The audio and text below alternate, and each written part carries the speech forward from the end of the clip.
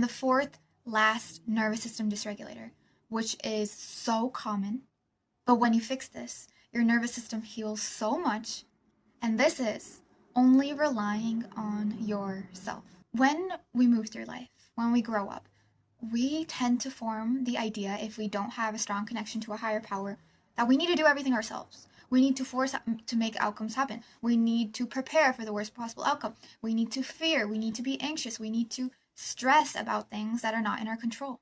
For example, if you get a bill in the mail, your first instinct is to be like, oh my God, how am I going to do this? How am I going to pay this bill? Oh yeah, I need to transfer money, but will I have enough money? Or will I do this? Blah, blah, blah. And you're thinking about all of that, and you're thinking about how you can solve the problem that you have, how you can make your life better.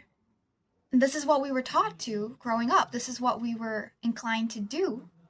But only relying on your own power to give yourself the life that you want, to give yourself the solutions that you want to your problems, to fix everything, is such an exhausting way to live. And I remember when I was in this state, I would constantly be so pressured by myself. I would be like, oh my God, I need to figure this out. Oh my God, how do I solve this? Oh my God, what do I do? Oh my God, I have this project I need to get done. I need this bill to finish. I need this blah, blah, blah. It was a mess for me mentally. And it dysregulated my nervous system, because the only things we can control are our own actions and our own thoughts. But we don't have to do everything alone. That's a recipe for pressure, anxiety, and huge control freak tendencies.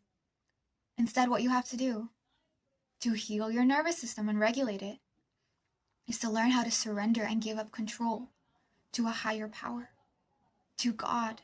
Trust and ask God for guidance. And if you've had this warped image of God ever since you were younger and you don't really have a strong connection to God, then don't worry, I got you.